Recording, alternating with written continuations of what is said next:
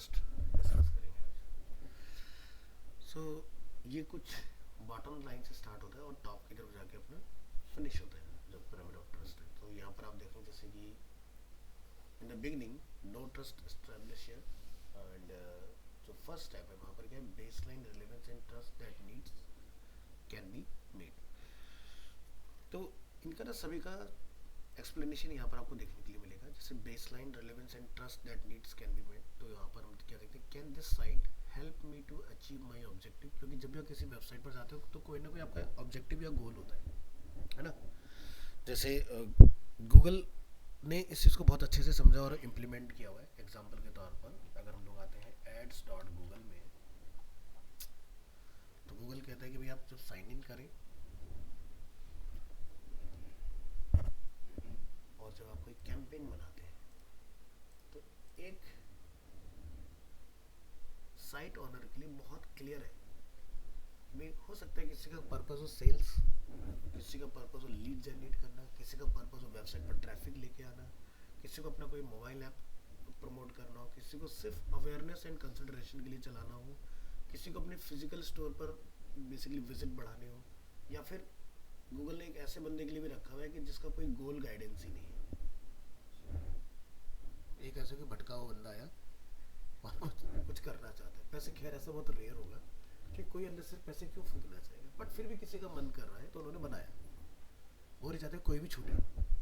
जिनका objective clear है उनके लिए यहाँ पर मोस्ट वेलकम, जिनका क्लियर नहीं है तो उसको उन्होंने फिर आगे और पूछा है कि भाई क्या सर्च ऐड चलाना चाह रहे हो, ठीक है, या परफॉर्मेंस मैक्स, या फिर डिमांड जनरेशन, या डिस्प्ले ऐड, या शॉपिंग ऐड, या वीडियो ऐड, या मोबाइल ऐप प्रमोशन। ठीक है, तो समझ में आ रहा है। तो जब भी हम किसी साइट को विजिट करते हैं, तो जब आप एग्जांपल के तौर पर अपनी डेली एक्टिविटी के अंदर गूगल आप सबसे ज़्यादा चलाते हो, है ना, तो आपका ऑब्जेक्टिव क्या था, कोई क्वेरी है, किसी चीज़ का आप सॉल्यूशन ढूंढ रहे हो। तो पहला स्टेप क्या है हमारा, can this site help me to achieve my objective. Second, is it reliable and can I trust the information provided. तो गूगल पर जैसे आप कुछ सर्च करते हो तो कुछ रिजल्ट्स मिलते हैं, है ना। जैसे कि टॉप 4 जो होते हैं हमारे एडवर्टीजमेंट्स होते हैं, उसके बाद लोकल एसईओ होता है, फिर उसके बाद में ऑर्गेनिक एसईओ आता है। तो इसी तरह से जब भी हम किसी साइट पर जाएंगे, जैसे फ्लिपकार्ट है, तो फ्लिपकार्ट पर जाने का पर्पस क्या है, may be price comparison, may be वहाँ से मुझे कुछ ऑनलाइन परचेज करना हो। दो ही पर्पस होंगे, इसके अलावा तो और कोई होगा नहीं। तो आज की डेट में एक सर्वे जो किया गया उसमें ये देखा गया, लोग फिजिकल स्टोर अगर विजिट करते हैं तो वो एक बार उसी प्रोडक्ट को स्कैन करके, क्योंकि आजकल एआई फीचर अवेलेबल है ना, सो कैमरा से हमने स्कैन किया उस प्रोडक्ट को हम लोग ऑनलाइन भी चेक कर लेते हैं भाई ऑनलाइन किस प्लेटफॉर्म ने कितने में लिस्ट किया हुआ है। फाइंड करने में मिनट भी नहीं लगता। और आपको लग रहा है कि ऑनलाइन डील मुझे अच्छी मिली तो स्किप करो, क्यों लेना उसको। बट यहाँ पर हमने जैसे देखा, is it reliable and can I trust the information provided. तो जैसे कि गूगल के केस में क्या होता है, जब भी आप गूगल में कुछ सर्च करते हो, एग्जाम्पल हमने अरीना एनिमेशन कीवर्ड को सर्च किया है, तो गूगल कभी ये नहीं कहता कि भाई मेरी ये गारंटी है जो भी आप डेटा देख रहे हो वो 100% सही है ना। क्योंकि गूगल ने नहीं लिखा इसको, इसको तो वेबसाइट ऑनर ने लिखा, और उसने इस तरह से लिखा कि टॉप पर ही रैंक करे अगर कोई इस नाम से इसको सर्च करता है। ठीक है, अभी इस वक्त इस कीवर्ड पर कोई भी ऐड नहीं चल रहा है, बट सुबह से लेकर शाम तक कोई ना कोई टाइम ऐसा था जब इसके ऊपर भी आपको एडवर्टीजमेंट दिखाई देगा। ठीक है, तो नाम भी कॉपीराइट है, मतलब केवल अरीना ही। बिल्कुल ठीक है। Can this site fulfil my best interest at heart. ठीक है, तो ये हुए हमारे क्या बेस लाइन रिलेवेंस। अगर ये तीन चीज़ें आपने कर दी सक्सेसफुल, तब दूसरा क्या बनता है, interest and preference over other options. Can I choose this site to accomplish this task. जैसे एग्जांपल के लिए आप अरीना की वेबसाइट पर लैंड होते हो, उसके बाद में आपको यहाँ से एक कोर्सेज का सेक्शन दिखाई देता है, इसको हाइड कर लेंगे, रिकॉर्डिंग ऑन है क्या, हाँ। तो यहाँ से हम लोग कोर्सेज में एंटर होते हैं। ठीक है, तो यहाँ पर so many different different courses हैं। एक तो इस तरह से, या फिर एक विजिटर है कि जो यहाँ से सर्च करता है आके इस तरह से। ठीक है, लिस्ट पूरी अवेलेबल है अपने पास। तो ठीक है, दूसरा क्या है, will it satisfactory meet my goals better than other options. तो जैसे मान लो कि कोई पर्सन है जिसको ये पता है मुझे कौन कौन से टूल सीखने हैं, फॉर एग्जांपल। अब मैक से वो कंपेयर कर रहा है, मैक में भी हो सकता है वो टूल ना कराया जा रहा हो, अरीना में कराया जा रहा हो, या जो अरीना में नहीं मिल रहा वो मुझे मैक में मिल रहा है। तो यूज़र क्या करता है, कंपैरिजन करता है। जैसे मेरा को होता है ना कि अमेजोन या फ्लिपकार्ट, ऐसा नहीं कि अमेजोन का बिल्कुल टीजी एकदम डिफाइन है कि भाई यही बंदा अमेजोन से खरीदेगा और कोई नहीं जाएगा। हम आज के डेट में दोनों प्लेटफॉर्म का यूज़ कर रहे हैं कंपैरिजन के लिए, कि भाई जहाँ मुझे अच्छा मिलेगा मैं वहाँ से खरीद लूँगा चीज़ों को। ठीक है, तो ये पार्ट आ गया। इसके बाद अगर हमने सेकंड स्टेप को अचीव कर लिया तो थर्ड स्टेप क्या आएगा, ट्रस्ट विद पर्सनल इन्फॉर्मेशन। भाई आप साइन इन साइन अप करोगे, तो साइन इन साइन अप करने में कहीं ऐसा तो नहीं है कि भाई मेरा डेटा यहाँ से ब्रीच हो जाए, हैक हो जाए। ठीक है, तो एक साइट होती है, मुझे शायद अपना उसमें सर्च करना पड़ेगा, मैं व्हाट्सएप पर चेक कर रहा हूँ अपने।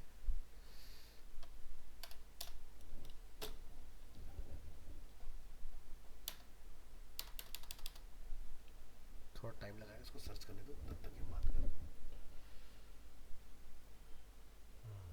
ट्रस्ट विद पर्सनल इन्फॉर्मेशन, जैसे will I get a positive outcome to justify the time and effort to register, can I trust the company pertaining to the exchange of personal information, do I need the company to frequently send me emails। तो जैसे आप देखते हो कई बार जब आप account वगैरह बना लेते हो तो आपको न्यूज़लेटर्स फ्रीक्वेंटली आने लग जाते हैं। बहुत रेयर होता है कि कोई एक दिन में 2 बार आपको ईमेलर सेंड करते हैं, क्योंकि जनरली जब बहुत ज़्यादा आएंगे तो आप उसको अनसब्सक्राइब कर देते हो और आप उसको तब तक एंटरटेन करते हो जब तक वो आपको मीनिंगफुल लगती है इन्फॉर्मेशन। नहीं कर रहा है तो एक सेकेंड।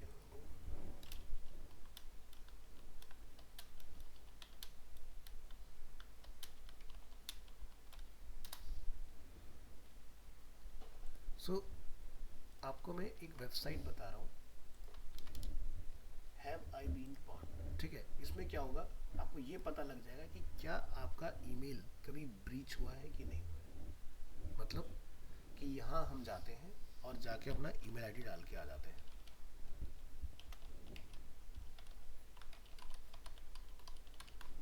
एंड यहाँ पर क्लिक करो। ठीक है, तो यहाँ पर एक वेबसाइट है cutout.pro। फरवरी 2024 में, ठीक है, इस प्लेटफॉर्म का जो डेटाबेस है वो कॉम्प्रोमाइज हुआ है। Email ID, IP address, name और पासवर्ड, ठीक है, अगर सेव किए हैं जिस भी बंदे ने, तो इस वेबसाइट को हैक किया जा चुका है। समझ गए? अब जैसे एग्जांपल के तौर पर मैं तुम्हारे में से किसी की ईमेल आईडी को चेक कर देता हूँ। जैसे एग्जांपल के लिए सचिन का ले लेते हैं। अब सचिन ने ये ईमेल कहाँ का इस्तेमाल किया होगा वो पता लगेगा, और कौन कौन से प्लेटफॉर्म बॉट हैक हुआ है। ठीक है, इस तरह से पता लग जाता है।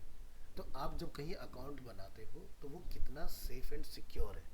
तो बॉट की वेबसाइट पर भी आपका फिजिकल एड्रेस वो भी हैक हो चुका है, यानी कि हैकर्स को पता है। मतलब हैक हुई है वेबसाइट, उसको ब्रीच कर दिया उसकी सिक्योरिटी को किसी ने। तो ये क्या करते हैं, अटैकर्स होते हैं बाहर के होते हैं सारे। जैसे मैं अपनी अगर पर्सनल ईमेल को यहाँ पर चेक कर दूँ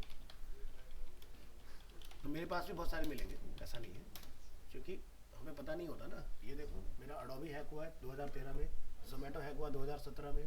ठीक है, हाँ बिल्कुल होती है। अगर आप अपनी इंफॉर्मेशन लाइक अपनी पेमेंट से रिलेटेड क्रेडिट कार्ड अगर आप यहाँ पे कहीं स्टोर रखते हो तो आपकी गई डिटेल आपके साथ कभी भी किसी भी दिन स्कैम हो सकता है। ठीक है, तो देखो कितने प्लेटफॉर्म है, big basket, Domino's, zoom car, drop tiger. हाँ भाई ये सब हैक होते हैं। क्योंकि मैंने क्या बोला, घर में ताला लगाते हैं हम अपनी दिल की तसल्ली के लिए। जिसको खोलना होगा वो खोल सकता है, चाहे तुम कोई सा भी ताला लगा लो। ठीक है, सिखाते आ रहा हूँ ना डे वन से ये चीज़। तो मेरा ईमेल बहुत पुराना है तो इसलिए मेरे पास हैक अकाउंट सबसे ज़्यादा है। समझिए ना। तो India mart, domino, big basket Tata के अंडर में आता है। 2020 में हैक हुआ, ये 21 में हैक हुआ, ये 21 में हैक हुआ, इंडिया मार्ट 18 में हुआ, ये 18 में हैक हुआ है। इस तरह से हर एक का ईयर और कितना डेटा इन्होंने उठा लिया सब पता चल जाता है। समझ गए? तो इसलिए मैंने आपको एक वेबसाइट बताई है इसलिए। ठीक है, इसका भी मैं बता दूंगा कैसे आप अब कर सकते हो। भाई या तो आप इनसे रिश्ता ही खत्म कर लो, भाई अडोबी से खत्म तो कर नहीं पाओगे, जोमेटो से खत्म कर नहीं पाओगे। ठीक है, तो जो हो गया क्या कर सकते, लेकिन वही सेंसिटिव इन्फॉर्मेशन वहाँ नहीं रखो चीज़ों को। क्योंकि अब जैसे जोमेटो का हमें पता चला 2017, 17 से 24 बहुत लंबा टाइम हो गया, ठीक है। तो उस टाइम पर अटैकर्स अटैक क्यों करते थे? क्योंकि ये वो दौर था जब पेमेंट इन्फॉर्मेशन सेव करना हमने स्टार्ट किया था, ठीक है। और पहले क्या होता था, ओटीपी जैसी वो चीज़ नहीं होती थी। तो क्या हुआ, तुम्हारे कार्ड का पता चल गया, सीवी वगैरह सारी चीज़ें डेटाबेस के अंदर है, कर दिया काम, ठीक है। गया तुम्हारा डेटा 2 मिनट में उसके लोकेशन अंदर सब जाता है। जो भी तुम्हारा, जो भी तुमने अपना डेटा जोमेटो से शेयर किया, तो जोमेटो भी पूरा हैक हुआ है ना, तो तुम्हारा बचा क्या उसमें? कुछ नहीं, सब गया। तो यहाँ पर मेरा 11 डेटा ब्रीचेस दिखा रहा है, ठीक है। तो क्या समझ में आया इस लाइन का मतलब? कुछ हमने सीखा? तो कहीं भी अगर आप अपना अकाउंट बना रहे हो, तो पहली चीज़ कि भाई वो कितना सिक्योर है, तो पहले चेक कर लो, ठीक है भाई, ऐसे कोई प्रॉब्लम तो नहीं है इन वेबसाइट्स के साथ में। तो आपको कोई बैंकिंग की वेबसाइट दिखाई दी ऐसी इसमें? क्योंकि बैंक जो होता है वो सिर्फ और सिर्फ सिक्योरिटी पर ही प्ले करता है। बैंक अपना लुक एंड फील अच्छा बाद में बनाएगा, पहले सिक्योरिटी तगड़ी लगाएगा। देखो कौन सी वेबसाइट हैक में थोड़ा सा टफ हो जाती है, मैं ये नहीं कहूँगा बिल्कुल इम्पॉसिबल है। देखो सीधी सी बात है, जिसने प्रोग्राम लिखा है वही कर सकता है, ठीक है। जो रचनाकार है वही बदल सकता है उसकी, ठीक है। तो जावा जो होता है वो हाईली सिक्योर माना जाता है, यानी कि उसको पेनिट्रेट करना बड़ा मुश्किल है। इसलिए जावा के जो डेवलपर होते हैं महीने की 2.5-3 लाख रुपए की सैलरी लेते हैं मिनिमम, ठीक है। जो iOS या एंड्रॉयड के लिए काम कर रहे हैं या जो वेबसाइट वगैरह बना है। तो बैंकिंग की जितनी भी साइट्स होती हैं सब जावा में होती हैं, वो PHP वगैरह में नहीं होती। ये साइबर सिक्योरिटी वाले भी हाँ, ठीक है। तो इसलिए इस पूरी लिस्ट में मेरे न जाने कितने सारे बैंक्स हैं, कितने सारे अकाउंट्स हैं, लेकिन किसी का भी नाम नहीं आया। आया किसका? जो नॉर्मल चीज़ें जैसे खाने पीने के डेटाबेस हो गए, इस तरह की चीज़ों को हैक किया गया। तो चलिए आगे बढ़ते हैं। ये पार्ट आपको समझ आया? तो यहाँ से पहली चीज़, अब देखो ये मैंने एक एडिशनल पार्ट आपको दिखा दिया कि आप चेक करके यहाँ से पता लगा सकते हो, लेकिन मेन हमारा पर्पस क्या है कि जैसे एग्जांपल के लिए आप कहीं पर साइन इन साइन अप कर रहे हो, तो एक तो हुआ कि उनके साथ हो गया, अब वो किसी के साथ भी हो सकता है। एक है कि मैं एक पर्सन हूँ जो लोगों के साइन अप कराता हूँ अपनी साइट में, ठीक है, जैसे कि फ्लिपकार्ट। अब मान लो कि वो कल को आपका डेटा बेच देता है किसी को, वो गलत है ना। तो जब भी आप कहीं साइन इन साइन अप करते हैं तो नीचे आता है check box, I accept all terms and condition, उसको जरूर पढ़ो, उसमें क्या लिखा हुआ है। अगर आपने बस जल्दबाजी में भी फटाफट से चलाना है, तो यानी कि आपने डिजिटल हस्ताक्षर कर दिए, ठीक है, तो आपका वो डेटा का जो मर्जी करे। जैसे आप जाते हैं ना इंस्टाग्राम, फेसबुक, ये सब आपके डेटा का यूज़ करते हैं। जियो का एक ना सिक्योरिटी का वो आता है एंटीवायरस का फ़ोन के लिए, अब तो उन्होंने बंद कर दिया। बीच में उन्होंने वो सारे सबकी पोल पट्टी खोल दी थी कि आपका डेटा इंडिया के बाहर कहाँ एक्सेस हो रहा है। जियो ने सारे एप्लीकेशन की पोल पट्टी खोल दी। तुम्हारा फेसबुक अगर है तो फेसबुक ने किस किस कंट्री में तुम्हारा डेटा दिया हुआ है सब बता दिया था उसने, और पूरा ग्लोबल आपका मैप आता था, और आपका इंडिया से कहाँ कहाँ डेटा जा रहा है सब आता था। तुम्हारे पर्सनल डेटा कहाँ कहाँ यूज़ किया जा रहा है अलग अलग जगहों पर। फिर क्या आता है, trust with sensitive and financial information. ये तो हो गया पर्सनल, भाई मेरा अपने क्या प्रेफरेंस है वो चीज़। अब आगे आपके फाइनेंशियल डिटेल्स जो कि सबसे ज़्यादा हाईली सेंसिटिव होती है। कि पता चला तुम आज के दिन देखते हो जैसे ऑटो रिन्यू हो जाते हैं सब्सक्रिप्शन, मान लो आपने कहीं डेबिट कार्ड लगा दिया अपना, क्रेडिट कार्ड लगा दिया अपना, आपका नेट जो का सब्सक्रिप्शन जो है वो जैसे नेटफ्लिक्स हो गया ख़त्म होने वाला है, तो 2-3 दिन पहले ही अमाउंट डिडक्ट हो जाएगा ताकि सर्विस अनइंटरप्टेड चलती रहे, है ना। और जहाँ सीवी भी लगा हुआ है सोचो वहाँ कितना खतरा है ना। कि भाई तुम्हारे लिए ये तो आसान है कि टेंशन फ्री ऑटो पेमेंट हो रहा है, लेकिन सोचो कि कल को अगर वही हैक हो गया तो भाई मेरी मर्जी में 150 लूँ या 1.5 लाख लूँ समझ गए ना। चलो यहाँ पर again, can I trust this site to securely use and store my financial data and sensitive data including credit card and details and street address, ठीक है। आज की डेट में भी अगर कहीं पर कुछ स्कैम होता है ना, जैसे मान लो कि कोई बच्चा घर से भाग गया फॉर एग्जांपल, तो कुछ तो लेके गया होगा, तो आज की डेट में डिजिटल फुटप्रिंट पकड़े जाते हैं, क्योंकि नॉर्मल तो पकड़ा ही नहीं जाएगा बंदा कहाँ है कहाँ नहीं है। अब वो कल को कहीं भी ट्रांजेक्शन करेगा तो पता तो चलेगा ना कार्ड कहाँ स्वाइप हुआ, पूरा लोकेशन आता है लिखा हुआ, बस पता चल जाएगा कि इतनी रेडियस में रडार पे लगा दो बंदे को, पकड़ में आ जाएगा 2 मिनट में।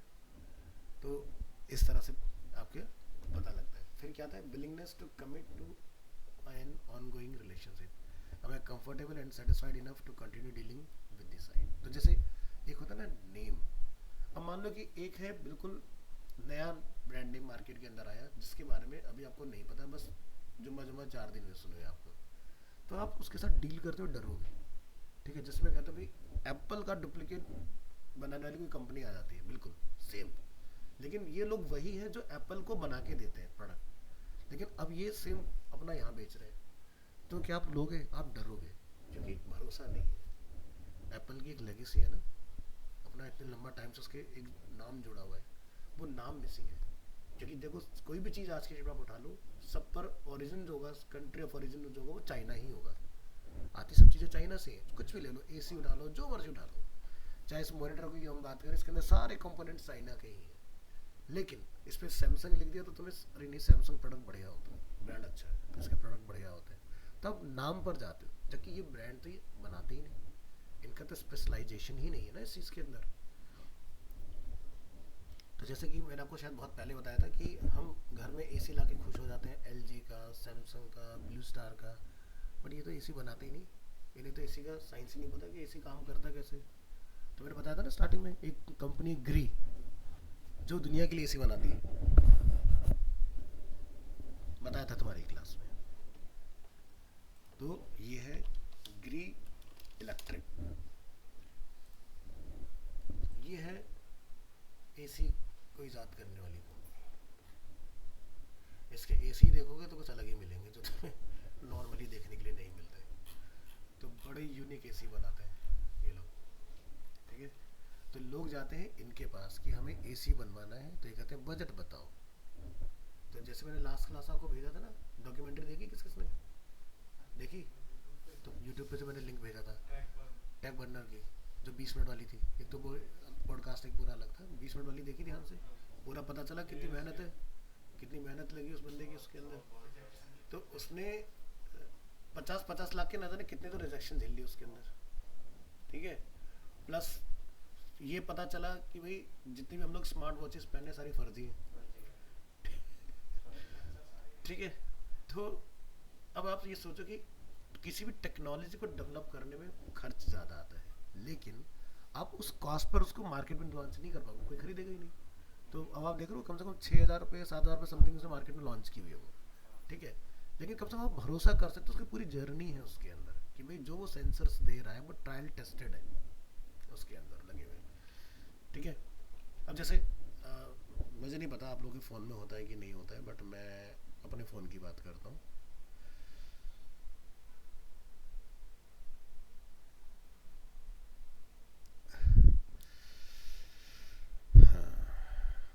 तो हमारा क्या होता है ना, जहाँ से हम लोग फिंगरप्रिंट सेंसर होता है, तो मेरे इसमें क्या लगा हुआ है, तो यानी कि अगर मैं यहाँ पर अपना थंब रखूँगा तो ये मेरा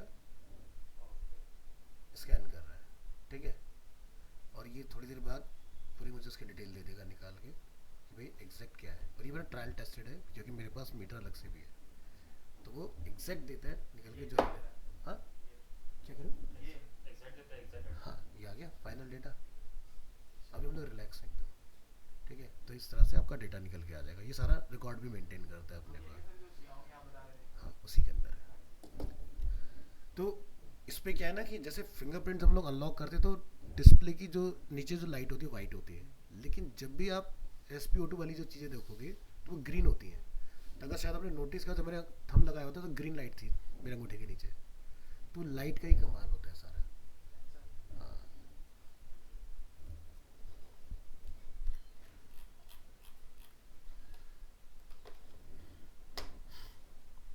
तो इस चीज़ को ना सैमसंग ने इंट्रोड्यूस किया था 2014 में।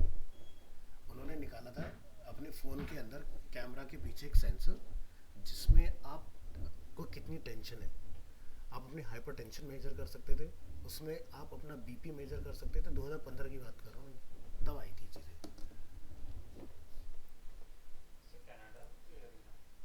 अरीना पूरे दुनिया में 100+ आउट ऑफ इंडिया है। चाइना जापान में नहीं हो सकता क्योंकि चाइना और जापान कॉन्सेप्ट आर्ट में नंबर वन है। जितनी भी आप ये देखते हो ना चीज़ें, ये सारे आर्टिस्ट वही है। आपने दिखाया भी था कि हाँ, बहुत तगड़े तगड़े स्कूल्स में वहीं पर ही हैं इसके, जहाँ पर ऐसे ऐसे कॉन्सेप्ट आर्ट देखो मतलब हिल जाओगे तुम। और सारे गेम वगैरह जो है सब वही चाइना में कोड होते हैं। चल आगे बढ़ते हैं। ज़्यादा कॉम्प्लेक्स।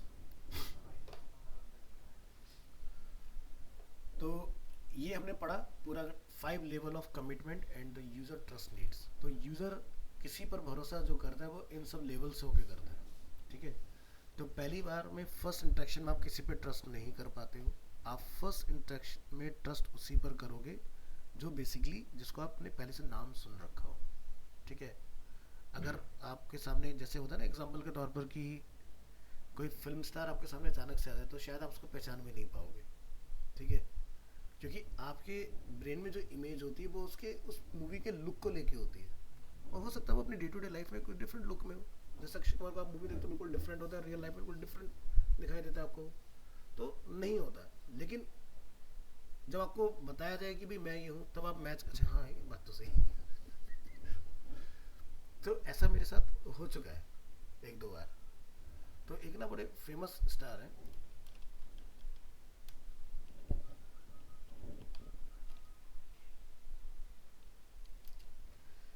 सिंगर की बात नहीं करेंगे, एक संदीप के नाम से ही है, जो जनरली उसमें भी है, शाहरुख खान के साथ डॉन वगैरह मूवी में काम किया उन्होंने। उसमें भी आते हैं यार, सीआईडी में भी आते हैं, पुलिस का रोल प्ले करते हैं।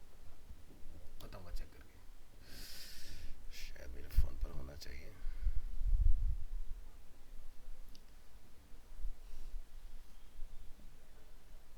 नहीं नहीं नहीं, वो नहीं।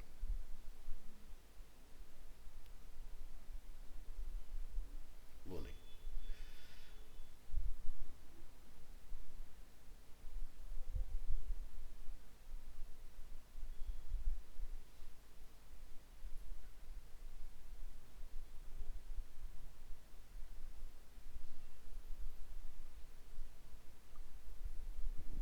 सॉरी मैंने नाम गलत प्रोनाउंस किया, कुलदीप सरीन नाम है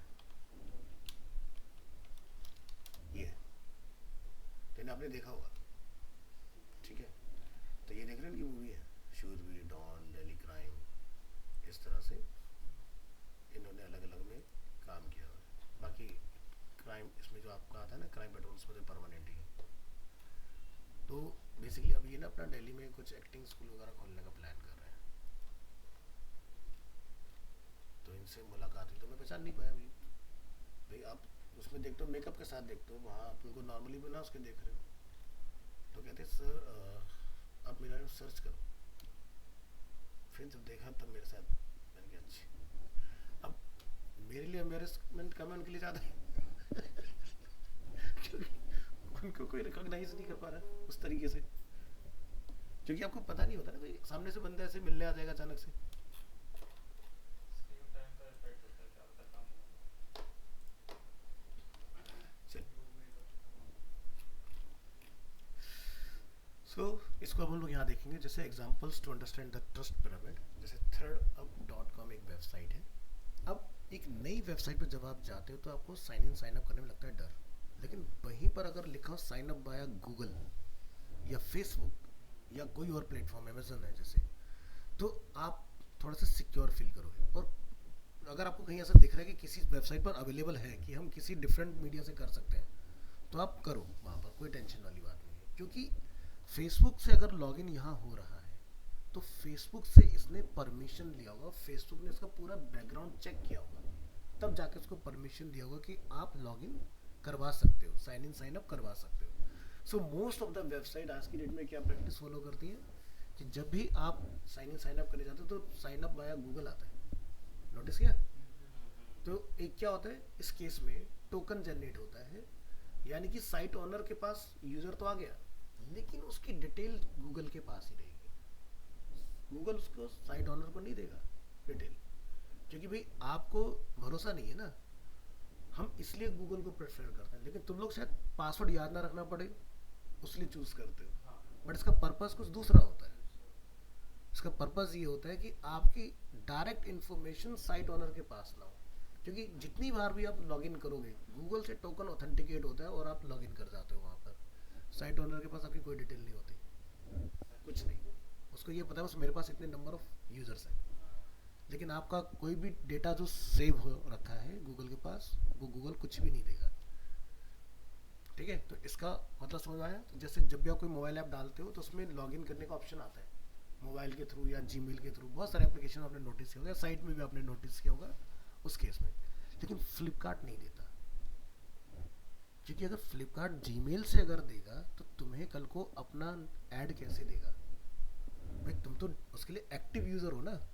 तो कल को मान लो भी मेरे पास कोई नया ऑफर आया तो आप देखते हो आपके फ़ोन में बहुत चल रहा होता है फ्लिपकार्ट, तो एक नोटिफिकेशन आती है जैसे बिग मिलियन डेज या बिग बजट डेज एग्जांपल के तौर पर, तो आपसे वो डायरेक्ट कम्युनिकेट कर रहे हैं। लेकिन अगर जीमेल के थ्रू हो गए तो वो डायरेक्ट नहीं कर पाएगा, क्योंकि ऑथेंटिकेशन वहाँ से लेना पड़ेगा, और गूगल क्यों दे? Getting my point. तो जिन साइट्स की रिक्वायरमेंट है कि मुझे डायरेक्ट बिना किसी मिडिल मैन के कांटेक्ट करना है किसी से, तो वो लोग इस तरह का मैकेनिज्म बीच में नहीं डालते। सो ऐसा मैकेनिज्म वो लोग यूज़ करते हैं जहाँ पर वो नया है और एक सामने वाले बंदे के लिए फेथ और एक ट्रस्ट जनरेट करना चाहते हैं, समझ गए? इसलिए लगाया जाता है ये चीज़। तो हम अपने डे टू डे लाइफ में इसको समझते हैं यार जीमेल से तो लॉगिन करके कल को जीमेल का पासवर्ड बदला तो यहाँ भी उसी से लॉगिन होगा, आपने तो बस लॉगिन करके रखना और टैप मारना अपना लॉगिन हो जाएगा। जैसे एग्जाम्पल के तौर पर मैं कहता हूँ जी मुझे फिग्मा चलाना है, ठीक है, तो यहाँ आ जाते हैं और मैं यहाँ से इसको लॉग आउट कर लेता हूँ। अब मुझे लॉगिन कर रहा है तो क्या लिखा रहा है ना, तो ठीक है, यहाँ से मैंने जाके अपना लॉगिन करके रखना है, पहले से ही अकाउंट चूज करना है और ये मुझे ऑथेंटिकेट कर देगा इसके अंदर। क्या मुझे कोई पासवर्ड देना पड़ा इसको? समझ में आया? ठीक है, तो सीधा सीधा काम हो गया। यानी कि मेरे को एक बहुत बड़ा जो एंजाइटी है पासवर्ड क्या है वो रखने की ज़रूरत ही नहीं है। ठीक है, तो गूगल कोशिश करो जहाँ ऑप्शन मिले गूगल से लॉगिन कराओ, उसको हैक करना मुश्किल है, इम्पॉसिबल नहीं है, मुश्किल है। ठीक है, तो जल्दी से नहीं होने वाला क्योंकि उसके सिक्योरिटी सिस्टम के ऊपर काम होता रहता है हमेशा। तो ये क्लियर हो गया। नेक्स्ट ट्रस्ट पिरामिड बात करें। To summarise on the trust pyramid, designers must concentrate on building designs that focuses on meeting basic trust needs before asking for personal information from users. The levels of commitment start from the very first interaction. Sites and applications that allow user to explore on their own, to browse or search freely results in higher conversion rate. तो जैसे example के तौर पर ऐसा समझिए कि एक website पर आप आते हैं और वेबसाइट पर आपने किया कुछ नहीं, वो सीधे कहते हैं जी अपना ईमेल आईडी, अपना फ़ोन नंबर, अपना नाम बताओ और फिर आप आगे यूज़ कर पाओगे। तो 2012 से लेके 16 तक एक बहुत प्रैक्टिस फेमस हुई पॉपअप, कि भाई आप एक वेबसाइट पर जाते हो और ये फॉर्म जो भी यहाँ न्यूट्रल रखा हुआ है ये आपके स्क्रीन पर लॉक हो गया, उसमें क्लोज का बटन भी नहीं है। अब जब तक मैं इन्फॉर्मेशन भर के सबमिट नहीं हुआ तब तक मैं आगे का देख नहीं सकता। तो ये तो जबरदस्ती वाली बात हो गई ना भाई, मेरा जब तुम्हारे साथ अभी कुछ रिलेशन ही बिल्ड नहीं हुआ तो मैं तुम्हें अपने डेटा क्यों दूँ? पॉइंट समझ आ रहा है? तो इस प्रैक्टिस को यूएक्स में डिसकंटिन्यू किया गया कि भाई हटाओ। भाई बंदा अगर सेटिस्फाई है तुम्हारी इन्फॉर्मेशन से तो वो खुद तुम्हें कॉल करेगा, तुम्हें लीड देगा, लेकिन जबरदस्ती का क्या मतलब? तो ऐसे केस में क्या होता है, जो लोग इस प्रैक्टिस को फॉलो कर लेते हैं, बंदा यही कहता है जी मैंने बाय मिस्टेक डाल दिया होगा, मैंने नहीं डाला, किसी और ने डाला होगा। तो यानी कि तुम्हारा पैसा भी लगा, लीड भी खराब कर ली तुमने और फ़ायदा भी कुछ नहीं हुआ। सो हमेशा एंड यूज़र को फ्रीडम दो कि वो जेन्युइनली तुम्हें लीड दे के जाए, ना कि ज़बरदस्ती लीड निकालने की कोशिश करना है। और अगर लीड जनरेट करना ही है सो यूज़र से मिनिमम जितना कम से कम पूछ सकते हो उतना पूछो। जैसे देखते हो आप लोग फ़ोन पे जब एड्स देखते हो, अगर कहीं पे कोई फॉर्म फिल करने का ऑप्शन आता है तो नेम और आपका ईमेल ऑटोमेटिकली आ जाता है, या तो नंबर मैनुअली डालने के लिए दिया जाएगा या फिर ईमेल आपको मैनुअली डालने के लिए दिया जाएगा। समझ गए? तीन चीज़ें पूछी जाती हैं भाई अगर आपसे मैं पूरी कहानी लिखवाने देता हूँ, कहाँ रहते हो, कितने पढ़े लिखे हो, घर में कितने लोग हैं, गाड़ी कौन सी चलाते हो, भाई तुम्हारा कोई अगर जान पहचान वाले पूछे तो क्या भाई तुझे क्या करना है? मैं तो नहीं देती। तो पॉइंट यहाँ आके फंसता है। तो इसलिए यहाँ पर भी देखोगे तो क्या है, full name, contact number, email नहीं लिया जा रहा है, क्योंकि हमारा फर्स्ट जो कॉन्टैक्ट करने का तरीका है वो फ़ोन नंबर है। अगर हम ईमेल लेंगे तो आधे से ज़्यादा जो बच्चे इंक्वायरी यहाँ जनरेट करते हैं वो ईमेल खोल के ही नहीं देखते। वो ईमेल तब खोलते हैं जब कोई ओटीपी या ईमेल कंफर्मेशन लिंक जाता है। उन्हें पता ही नहीं भाई ईमेल में क्या चल रहा है। अचानक से एक दिन खोलेंगे, अरे 2000 मेल पड़े, मेरे तो कब से नहीं चला है। बट ईमेल की प्रैक्टिस होना बहुत ज़रूरी है प्रोफेशनली, क्योंकि जब आप जॉब पर जाते हो तो नंबर से ज़्यादा ईमेल पर काम होता है। ठीक है, उसके बाद में भाई वो कौन सा सेंटर लेना चाह रहा है, और उसके बाद में वो क्या कोर्स करना चाह रहा है, बस इतना करो, अपने आप को यहाँ से ऑथराइज करो कि मैं रोबोट नहीं हूँ कोई, और उसको सबमिट करो। अब ये रोबोट वाला काम क्या है, अगर मान लो ये ना लगाया जाए तब प्रॉब्लम क्या स्टार्ट होती है कि कोई भी बॉट आके इस फॉर्म को फिल करके चला जाएगा। बॉट मतलब जो ऐसे एल्गोरिदम होते हैं, प्रोग्राम होते हैं जिनका काम ही है लोगों के पास डेटा इंजेक्ट करके आना। ठीक है, तो ये फेक फर्जी लीड बना के चले जाते हैं। तो इससे क्या होगा, तुम्हारा नुकसान हो जाएगा। तो इसलिए तुम्हारा जो लिस्ट है लीड का वो एकदम नीट एंड क्लीन हो, क्योंकि बॉट के पास अभी ये समझ नहीं कि मैं इसको जाके ओके करके आ जाऊँ। मेरे पास ग्रीन टिक हो गया क्योंकि मेरा ऑथराइज्ड है। जिसका भी पहली बार खुलेगा उसको या तो बोट दे देगा, या माउंटेन दे देगा, या रोड दे देगा, या रोड स्ट्रिप दे देगा। इस तरह से कुछ भी रैंडमली वो देता रहता है कि भाई इसको पहले करो फिर उसके बाद आगे जाएगा। वो रैंडम क्यों देता है, क्योंकि पता चला बॉट ने सीख लिया भाई हर बार ही तो वही देता है जी, बोट ही पकड़नी है ये हर बार माउंटेन ही सेलेक्ट करने हैं, तो सीख गया ना प्रोग्राम। अब वो हर बार रैंडम इसलिए डाल देता है कि भाई सीखो, कितना सीखोगे, तो हर बार नया कुछ पजल डालता रहेगा उसके अंदर। तो एक तो होता है ये वाला। अब ये जो होता है ये पैसे खर्च करके मिलता है, यानी कि गूगल में अगर मैंने इसको एक बार टिक कर दिया तो मेरा एक पैसा कट गया इस टिक करने का, क्योंकि एक रिक्वेस्ट हो गई गूगल को कि भाई इसको हमने ऑथराइज किया है। एक होता है यहाँ पर हम लोग आते हैं और इस साइट में हमें यहाँ पर देखो एक दिखाई देगा प्रोटेक्टेड बाय रिकैप्चा, एक इस तरह से होता है। इसका भी काम यही है, ठीक है, बट ये लेस सिक्योर है, बट फिर भी बॉट को कंट्रोल कर लेता है जो हल्के फुल्के बॉट होते हैं। ठीक है, तो यहाँ पर बॉट सबमिट करके नहीं जा पाएगा, बंदा ही कर सकता है। ठीक है,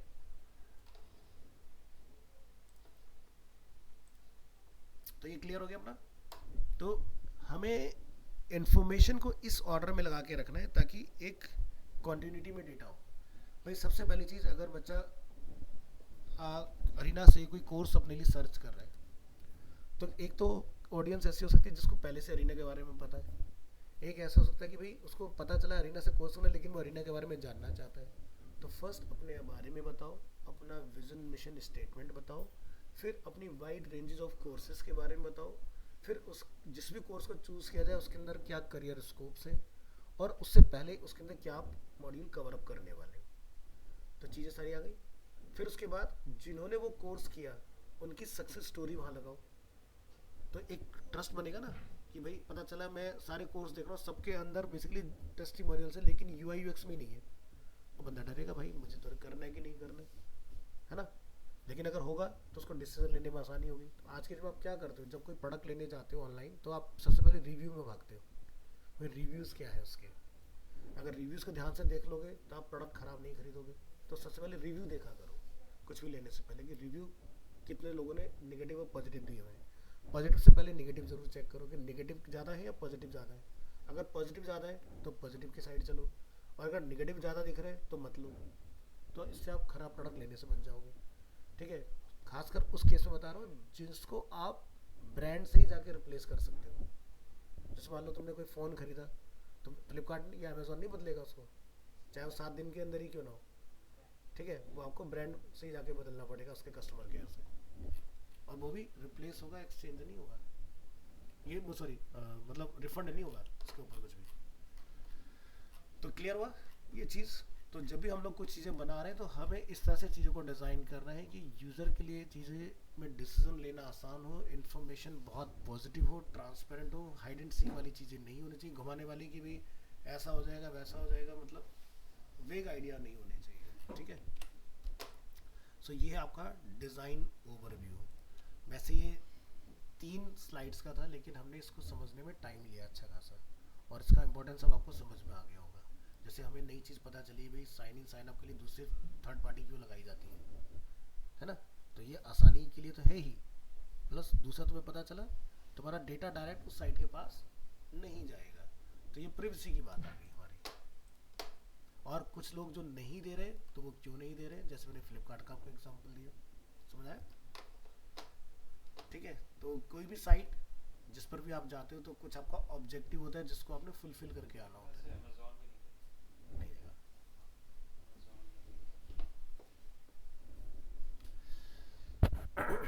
चलिए तो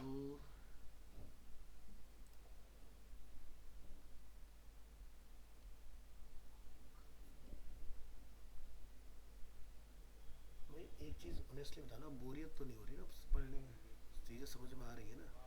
पता चला कुछ के दिमाग में होगी हम डे 1 से आके टूल चलाएंगे, एक्सडी फिग्मा करेंगे, जो पढ़ा रहे ज़्यादा बढ़िया पढ़ा रहे तो जो क्योंकि हर कोई टूल पर जाने से पहले बेसिक क्लियर करना बहुत ज़रूरी होता है। अगर बेसिक क्लियर नहीं है ना तो कोई फ़ायदा नहीं है। टूल यूट्यूब से सीख सकते हो, ये चीज़ें तुम्हें यूट्यूब नहीं पढ़ाएगा इतना टाइम लगा के, वो तो सीधे सीधे मोटा मोटा बताते हैं और अपना कर लो जी काम। तो एक ना मैंने लास्ट क्लास में एक ब्रोशर ओपन करा था सबसे पहली क्लास में, वो खोलना पड़ेगा हमें एक बार कि नेक्स्ट टॉपिक तुम्हें क्या पढ़ाना चाहिए। डाउनलोड आते हैं, download download download, acknowledgement acknowledgement, चलो शायद यहाँ से मिल जाएगा, मेल पर आते हैं ही ना।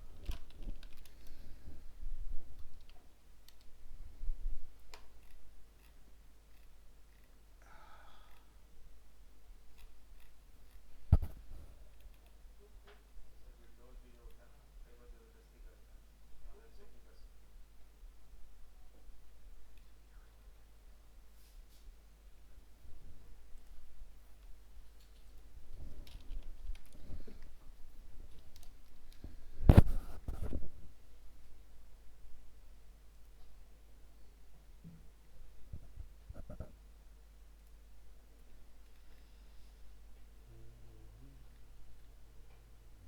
अच्छा ये जो एडिशन के टाइम है तो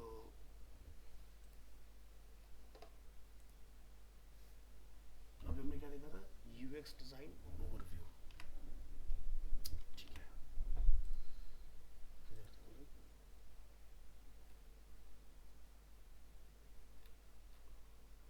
हम लोग क्या देखेंगे, बेसिक्स ऑफ यूजेबिलिटी। तो देखो जो तुम्हें टर्म 1 में वाली चीज़ है ना, वो भी मैं तुम्हें बेसिकली पढ़ा दे रहा हूँ सारी, जो भी तुम्हें थ्योरी आज तक पढ़ाई नहीं गई है। तो यूजेबिलिटी की बात कर लेते हैं।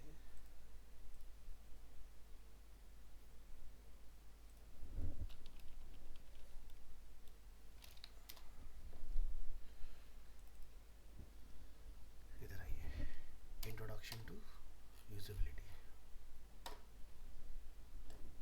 चलिए, so usability is a quality trait that decide the simplicity of using the user interface, ठीक है। तो कोई भी चीज़, एक्सपीरियंस वाला पार्ट हमने समझ लिया है ना। यूज़र इंटरफेस जितना ज़्यादा आपका यूजेबल होगा और फाइंडेबल होगा, है ना, मेमोराइजेबल होगा, उतना बढ़िया है। मतलब कि आपको ये पता है कि भाई जनरली एटीएम पर अगर हम लोग जाएं, चाहे किसी भी तरह का हो, किसी भी बैंक का हो, कार्ड इंसर्ट करने का जो स्लॉट होगा वो राइट हैंड साइड पर ही होगा, ऐसा ही होता है ना। ये नहीं होगा कि लेफ्ट पर मिलेगा आपको। तो क्या आ गया अगेन, यूएक्स, है ना, क्योंकि भी जैसे 5% लोग लेफ्ट हैंडी है ना, रिसर्च, तो ध्यान किसका लिए रखा गया, राइट हैंड साइड के लोग। अब वो पहले ही होता है स्वाइप वाले होते थे कुछ में, है ना। आजकल क्या होता है, अंदर मैग्नेटिक रीडर होता है, जब से वो चिप वाले आ गए तो आपका कार्ड उतनी देर के लिए होल्ड हो जाएगा अंदर, और उसके बाद ही जब आपका ट्रांजैक्शन पूरा रिलीज कर देगा ऑटोमेटिकली उस चीज़ को, है ना। तो पॉइंट समझ आया। अगर आप सभी लोगों ने एटीएम से ट्रांजैक्शन किया हुआ है तो कहाँ होता है, राइट हैंड साइड। एक मैंने आपको एमडीयूआई पढ़ाया था, एमडीयूआई मतलब मेन्यू ड्रिवन यूजर इंटरफेस।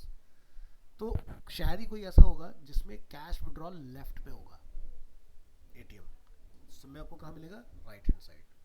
तो आप किसी अगर पर्सन को अपने घर में अगर गाइड करोगे भैया एटीएम से पैसा कैसे निकलना है, तो आप उसको ऐसे ही कुछ हिंट देते हो, राइट हैंड साइड पर तुम्हें दिख जाएगा ऊपर आपका अकाउंट सेलेक्ट करो, विड्रॉल सेलेक्ट करो, उसके अंदर सेविंग करंट अपना टाइप चूज कर लो और वहाँ से अपना जाके इजीली ट्रांजेक्शन वगैरह कर सकते हो। तो क्या है कि स्टेप्स बहुत लिमिटेड है। तो यहाँ पर हम लोग उसी चीज़ के बारे में थोड़ा सा देखते हैं कि भाई क्या क्या चीज़ें हैं। जैसे usability is characterised by the following 5 quality features. जैसे लर्नेबिलिटी, यानी कि it relates to how simple it is for users to finish basic assignments the first time they use the design. ठीक है, फिर क्या आता है दूसरा, एफिशिएंसी। अभी करते हैं इसका। So ये क्या है, it donates how quickly user can perform assignments after they have learn the design. ठीक है, अब एक बंदा है, आप लोगों ने कई बार एक्सपीरियंस किया होगा, एटीएम का ही मैं एग्जांपल दूंगा कि एक बंदा है जो बाहर जाता है और कम से कम 10 मिनट में ट्रांजैक्शन करके निकलता है, और वही सेम चीज़ आप जाते हो हार्डली मिनट भी नहीं लगता, अगर एटीएम मशीन बड़ी फास्ट है आप फटाफट से क्विकली निकल के आ जाते हो। क्यों? क्योंकि आपको एक तो टैग के साथ आप फ्रेंडली हो, ठीक है, और आपको मल्टीपल टाइम वो चीज़ें कर चुके हो तो आपको पता है क्या प्रोसेस है, वही काम आप बहुत क्विकली करके आ जाते हो। तो यानी कि ये कैसे पॉसिबल हुआ है, यानी कि पहले ये वाला स्टेज पूरा हुआ तभी एफिशिएंसी वहाँ पर आपकी काम करे। अब एफिशिएंसी दो चीज़ों पे वर्क करती है, आपकी स्पीड और दूसरा हार्डवेयर। ज़्यादातर एटीएम जो है दिल्ली एनसीआर में थकेले हैं, मतलब कार्ड लगाओगे वो टाइम लेगा आराम से, फिर वो रीड करेगा, फिर उसको आप कमांड दोगे तो मन में ये हो जाता है वैसा इसका तो सुनिए, फिर अचानक से कर कर कर कर कर कर फिर पैसा निकलेगा उसके अंदर से। तो जब तक पैसा और कार्ड दोनों वापस नहीं मिल जाती तब तक ये रहता है भाई फंस ना जाए, क्योंकि ऐसा एक्सपीरियंस रहा है लोगों का। क्योंकि ये इतनी स्लो मशीन से जिनको अपग्रेड ही नहीं करते, मतलब एक बार लगा दी 2010 में एग्जांपल के तौर पर, तो वो भाई उसको 20 तक खींचा उन लोगों ने, खर्चा अच्छा खासा होता है ना, तो पुराने ही चलाए जा रहे हैं। और तुम्हें पता है इसके अंदर पूरा कंप्यूटर हमारे जैसे विंडो डली होती है, ठीक है, तो अभी भी कुछ ऐसे एटीएम हैं जो विंडो एक्सपी चला रहे हैं, सोचो कितनी पुरानी विंडो उसी पे चल रहे हैं एटीएम, ठीक है। फिर बाद में विंडोज 7 आ गए, तो अभी जैसे कई बार कभी एटीएम अगर आपने देखो जब सॉफ्टवेयर का क्रैश कर जाता है तो विंडो खुली होती है वहाँ पर कई बार, तो वहाँ देखो विंडोज 7 मिलेगी तुम्हें चलती है उसके अंदर, ठीक है, तो उसके ऊपर सॉफ्टवेयर खोला जाता है। जैसे क्या होता था, सबसे पहली जो विंडो थी विंडो 95 थी, मैं आपको विंडो 93.net दिखाता हूँ, अगर चल रही होगी तो देखते हैं।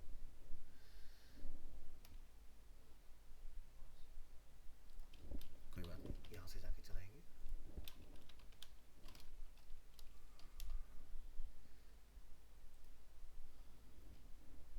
हाँ खुल गई, ठीक है। तो ये देखो ये आ गए मेरे सारे सॉफ्टवेयर इसके अंदर, है ना। तो कभी विंडो ऐसी हुआ करती थी, ऐसी मतलब देख रहे हो कैसे अजीब अजीब से आइकन्स हैं, एकदम गरीब सी लग रही विंडो, है ना। भाई सिटी के टाइम में यही तो अब मान लो किसी कंप्यूटर में तुम जाके वैसे इसको चला के आ जाओ वेबसाइट को, ये पूरा वेबसाइट काम करती है, ऐसा नहीं कि नहीं करती, देखो चलाओगे सब खुलेगा इसके अंदर, ऐसी बात नहीं है, ये मैंने चलाई हुई है। ठीक है। ये सब चलता है इसके अंदर, गेम वगैरह भी खेल सकते हो इसके अंदर, सारी चीज़ चलती हैं। तो पहले कभी विंडो जब आया, वैसे 93 कोई विंडो रही नहीं है, जस्ट ऐसी डाली हुई है, चेक करिए, लेकिन इसका बहुत अच्छा इन्होंने एग्जांपल दिया हुआ है कि पहले के आइकन हमारे कुछ इस तरह के दिखाई दिया करते थे, मतलब स्टार्ट बटन बिल्कुल यहीं पर आया करता था सेम, और पहले ना एक कंपटीशन चला करता है, क्योंकि स्टार्ट ना 5 लेटर का होता है, तो मैं क्या करता था डॉस उसमें जाके अपने आगे लिख दिया करता था, लोग कहते भाई ये कैसे लिखा तो CMD कमांड प्रॉम्प्ट के अंदर ये पॉसिबल हुआ करता था, क्योंकि मेरे नेम के सरनेम में भी लास्ट में 5 ही आते हैं, तो ये इजीली अपडेट हो जाता था यहाँ पर। तो बहुत सारे लोग अपनी विंडो ख़राब कर लिया करते थे इस चक्कर में, चलो भाई हम भी लिख के देखते हैं यहाँ पर कुछ यूनिक सा हो जाएगा, इस तरह की चीज़ें। तो यहाँ देखोगे आप, तो इसके अंदर आपको रीबूट करने का, शट डाउन करने का, यहाँ से डॉक्यूमेंट प्रोग्राम, कौन सा प्रोग्राम आपने चलाना है, सब डले हुए पहले से इसके अंदर। तो जैसे हुईज़ क्या होता है भाई, जहाँ से जाके आप जनरली पता लगाते हो, तो यहाँ से क्या सब गेमिंग के फॉर्म में इन्होंने पूरा इसको डिज़ाइन करके रखा हुआ है। बट एक दौर था जब विंडो कुछ ऐसी दिखा करती थी, पॉइंट हमारा समझने का ये है। तो उस टाइम के हिसाब से देखा जाए तो ये भी बहुत हाई टेक था, आज तुम्हें बड़े अच्छे यूआई देखने के लिए मिलते हैं ना, अमेजिंग वाले, बट उससे पहले की जर्नी कुछ ऐसी हुआ करती थी। ट्राई कर देखना, काफ़ी सारे गेम आप खेल सकते हो लाइव्स के अंदर, मैं लिंक दे दूंगा आपको। तो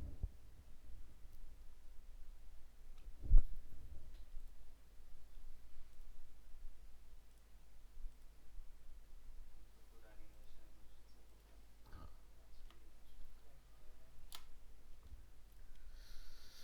आईसीटी के टाइम में भी यही था सब जैसे फिर क्या है, मेमोरेबिलिटी, यानी कि it signifies how effortlessly user can use the design after a time of not utilising it. अब डेली तो कोई जाता नहीं है, बट आपको पता चल गया ना एक बार कैसे कैसे काम करना है। अब जैसे आप, ये तो अभी मैंने एटीएम तक के एग्जांपल्स दिए, हम बात करते हैं किसी मोबाइल एप्लीकेशन के केस में, ठीक है। तो आपको फ्लिपकार्ट चलाना आता है, बहुत अच्छी बात है, बट आज की डेट अगर आपको अमेजोन दे दिया जाए तो बहुत कोई ज़्यादा ड्रास्टिक डिफरेंस नहीं है। अल्टीमेटली गोल क्या है भाई, बंदा वहाँ पर आएगा, साइन इन साइन अप करेगा, डेस्कटॉप हो या मोबाइल हो, दोनों में क्या है, सर्च के ऊपर ज़्यादा फोकस किया गया है। जैसे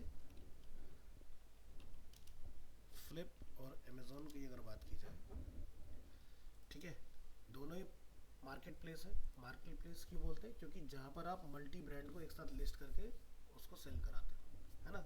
तो इस तरह की वेबसाइट को बोला जाता है मार्केट प्लेस। अब इस मार्केट प्लेस पे फोकस आप देख सकते हो किसके ऊपर है, सर्च, क्योंकि सब कुछ यहाँ डालना पॉसिबल नहीं है। इसी तरह से अमेजोन में भी इन्होंने सबसे ज़्यादा फोकस एकदम कंट्रास्ट रखा है, बिल्कुल चमचमाता अलग से दिखे और यूज़र यहाँ जाके सर्च कर पाए। तो ये सर्च में तो बाजी जीत जाते हैं कंपैरेटिवली फ्लिपकार्ट, क्योंकि फ्लिपकार्ट थोड़ा डल है ना, मतलब आई कैची नहीं है। इनका बड़ा आई कैची है, मतलब दूर से दिख जाता है, सर्च का ऊपर अलग ही रखा हुआ है।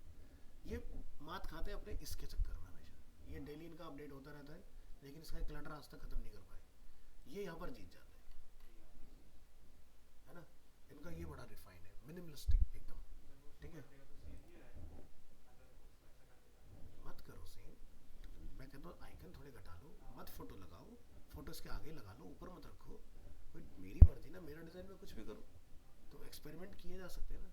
लेकिन प्रॉब्लम क्या है कि जैसे अगर आप सर्च करोगे amazon.in, कॉपी गूगल, यहाँ जाओ, लॉन्च इन इंडिया, सर्च करो तो 10 साल यानी कि 2013, है ना। अब अमेजोन में 2013 के ज़माने में क्या होता था कि अगर हम लोग जाते हैं W3C वैलिडेटर, शायद दिखाया हो मैंने आपको या नहीं पता नहीं मुझे, बट रिपीट कर लेते हैं अगर देखा है तो। यहाँ से वैलिडेशन में जाओ, अब यहाँ जाके आप इसको बता के आओ और बोलो चेक,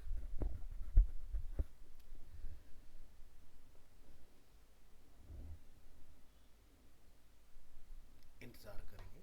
अब यहाँ देखो वार्निंग एरर भर भर के है इसके अंदर, और पूरी लड़ी है भाई सब, है ना।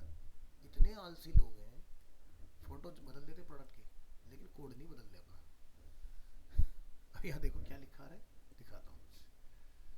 Attribute is unnecessary for JavaScript resources, क्योंकि ये प्रैक्टिस बहुत पहले डिसकंटिन्यू हो चुकी कोडिंग के अंदर, कि भाई आपको टाइप स्लैश जावास्क्रिप्ट लिखना ही नहीं था, क्योंकि बाय डिफॉल्ट ब्राउजर आज के में जावास्क्रिप्ट को ही समझता है। ये चलता था 2008 से लेके 12 के बीच में, है ना। अब amazon.in इंडिया का डोमेन तो हो गया, लेकिन कोड तो वही वाला चल रहा है, कॉम वाला। अगर मैं amazon.in को यहाँ खोल दूँ और इसी में कंट्रोल टी करके मैं यहाँ पर एक और इसके साथ में टैब रख दूँ, क्या कॉम, ठीक है। यहाँ पर आपको बोलेगा भाई इसको वेरीफाई कर दो, बता दो जी, MGTTTB एंड कंटिन्यू शॉपिंग, ठीक है। तो वहाँ देख रहे हो इन्होंने क्या करा, मिनिमलिस्टिक क्या हुआ है, हमारे साथ ही ना इंसाफी है, चीज़ें वही आ रही है सेम। ऐसा तो कुछ इंटरफेस में बहुत ड्रास्टिक चेंज आ गया, वही कोड कॉपी पेस्ट है ना। तो यानी कि जब इंडिया में इन्होंने लॉन्च किया 2013 में, तो इन्होंने अपना वहाँ का पूरा कोड बेस लिया और यहाँ पर चिपका दिया, ठीक है। वो कह रहे चलने तो हमारा नाम बहुत हो रखा, फेमस है, हमें एरर की टेंशन नहीं है, जिसको दिक्कत है वो अपना देखे। लेकिन अब तुम अगर बना रहे हो कोई वेबसाइट तो तुम ये एरर लेके नहीं जा सकते गूगल के पास, तो गूगल तुम्हें रैंक नहीं करने देगा। इन्हीं के चलते कभी भी अगर आप नोटिस करोगे, जूसर मिक्सर जैसे हमने लिखा, ठीक है, तो यहाँ पर आप देखो अमेजोन दिखाई दे रहा है, अमेजोन दिखाई दे रहा है, ठीक है। यहाँ पर देखो ये आपका ऑर्गेनिक आ रहा है डेटा, है ना। फ्लिपकार्ट है इसके अंदर, अमेजोन भी है इसके अंदर। नीचे आ जाओ, यहाँ पर ऑर्गेनिकली देखोगे तो आपका ये अमेजोन और फ्लिपकार्ट यहाँ पर रखा हुआ है। अब मैं ज़रा कुछ और ले लेता हूँ कीवर्ड, जैसे कि हैंडबैग्स, एंटर करेंगे, यहाँ आ जाओ, ठीक है। बैगिट का ऐड मिलेगा, मिंत्रा का ऐड मिलेगा आपको, ठीक है। फ्लिपकार्ट है, ज़रा फाइंड कर लेते हैं, अमेजोन भी है क्या, ऊपर छोड़ दो, नीचे सर्च ऐड की बात करेंगे। तो पहले पेज पर अमेजोन ऑर्गेनिकली कहीं है ही नहीं, है ना। चलो दूसरे पेज पर चलते, फिर फाइंड करेंगे। अब दिखाई दिया। अमेजोन को इंडिया में फ्लिपकार्ट के साथ कॉम्पिटिट करने के लिए हमेशा ऐड चलाना पड़ता है, और ऐड क्यों कब चलता है, ऐड तब सबसे ज़्यादा चलाना पड़ता है या तो कंपटीशन बहुत टफ हो, या फिर आपकी वेबसाइट का क्वालिटी स्कोर बहुत अच्छा ना हो। समझ गए ना, यही सबसे बड़ा रीज़न होता है। क्योंकि भाई आपका जो कॉम्पिटिटर है उसका डिज़ाइन आपसे बहुत अच्छा है, यानी कि यूएक्स और यूआई। अगर आपका यूआई यूएक्स बहुत अच्छा है तो ऐड अगर आप चलाओगे तो आपका खर्चा भी कम आता है, और अगर यूआई यूएक्स आपका खराब है तो आपका खर्चा भी ज़्यादा आएगा। हाँ, रेट बढ़ जाते हैं आपके। मुझे लगता है इंस्टाग्राम का सबसे बेस्ट एग्जांपल है, उससे अच्छा ऐप मैं तो वास्ता आगे बढ़ते हैं, फिर किसकी बात आ गई, यही बात करते हैं हम लोग अभी। It relates to the amount of mistakes that users make, the extremity of these mistakes and how effectively they would be able to recoup from the mistakes। अब जैसे मान लो कि आप कोई फॉर्म बनाते हो, फॉर्म के अंदर आपने सबमिट का बटन तो लगा रखा है लेकिन रीसेट नहीं दिया, है ना। और जैसे मान लो कोई फॉर्म है जिसमें 2-3 फील्ड है, चलेगा, लेकिन आप एक पूरा फॉर्म फिल करा रहे हो तरीके से, जैसे मान लो किसी स्कूल में बच्चे के एडमिशन के लिए आप फॉर्म फिल कर रहे हो, तो वहाँ तो सब बताना पड़ेगा ना, फादर नेम, मदर नेम, बच्चे का नेम, उसका ब्लड ग्रुप, उसका लोकेशन, अपना लोकेशन, अपने फादर की डिटेल तो बतानी पड़ेगी, अपनी इनकम भी आपको वहाँ पर डिस्क्लोज करनी पड़ेगी। सो मैनी डिटेल्स वहाँ पर जाएंगी, फोटोज़ भी अपलोड होंगे। मान लो गलत हो गया, मुझे फ्लश करना है डेटा, तो एक रीसेट बटन तो दोगे ताकि वो फिर से दोबारा से भर पाए, नहीं तो वो क्या करेगा, टैब को पूरा बंद करेगा, फिर से जाके वो चालू करेगा उस चीज़ को। तो यानी कि 2 रिक्वेस्ट की सर्वर के ऊपर, लेकिन अगर एक रीसेट होता है डेटा वहीं का वहीं क्लीन कर देता, ठीक है। या फिर अगर यूज़र से गलती हो रही है, अगर फॉर्म का केस नहीं है, तो डिज़ाइन को वो अंडरस्टैंड करके बहुत इजीली फॉलो कर पाए। तो जनरली जब भी कहीं पर कुछ यूज़र से इन्फॉर्मेशन कैप्चर की जाती है तो वहाँ पर एक फ़्लो बनाया जाता है कि भाई ऐसे ऐसे इस फ्लो से आपको होके जाना है ताकि आप इजीली चीज़ें कर पाओ। फिर क्या आता है, satisfaction, it donates how agreeable it is to utilise the plan. तो जैसे आप देखते हो ना कि आज की डेट में आपने नोटिस किया, अगर आप कुछ अच्छे रेस्टोरेंट वगैरह विजिट करते हो तो आपसे आपके पास आके फूड का एक रेटिंग लेके जाते हैं कि सर खाना कैसा था, एग्जांपल के तौर पर। तो उसमें जैसे ज़्यादातर मॉल्स वगैरह के अंदर कल्चर आ चुका है, और बाहर भी जो अच्छे आपके रेस्टोरेंट्स हैं वहाँ पर भी ये अवेलेबल है, ताकि शेफ़ को इम्प्रूव किया जा सके, या कौन सी डिश ज़्यादा अच्छी लग रही है उसको वो अपना और बेहतर बनाने की कोशिश करें, या फिर स्टार ऑफ दैट जो एक डिश रहती है ना अपनी इनकी, हर रेस्टोरेंट आजकल लिखता है कि आज का स्पेशल क्या है मेन्यू के अंदर, ठीक है, ताकि कुछ नया रहे और लोग नई नई चीज़ें ट्राई करने के लिए आए वहाँ पर। उसी तरह से वेबसाइट में जब फ्लिपकार्ट का ये चल रहा था तो फ्लिपकार्ट ने अपने इंटरफेस में यहाँ पर एक नोटिफिकेशन दिया था कि भाई आप इस नए डिज़ाइन से सेटिस्फाइड हैं कि नहीं है, ठीक है। नोटिस किया हो तो यहाँ पर आता था नीचे थम्स अप, थम्स डाउन, ठीक है। तो तुम अपने में ट्राई करके देख लेना, मे भी शायद दिख जाए। वैसे अब ये इनका परमानेंट हो गया, जब तक इनका नहीं था, एक बार मैं किसी दूसरे ब्राउज़र में देख लेता हूँ, शायद अभी भी मैं दिख जाए, क्योंकि अभी भी दिख जाता है कुछ पीसीस के ऊपर।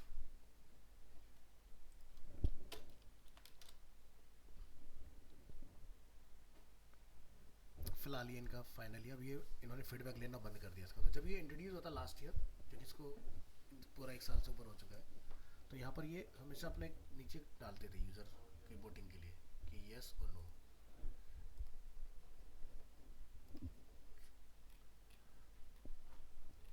तो एक देखते हो फीडबैक फॉर्म हमेशा रहता है, आप कहीं भी अगर कोई सर्विस लेते हैं, ठीक है, या फिर अगर आप ऑनलाइन कहीं पर कोई वेबसाइट या एप्लीकेशन के अंदर, तो जैसे आप देखोगे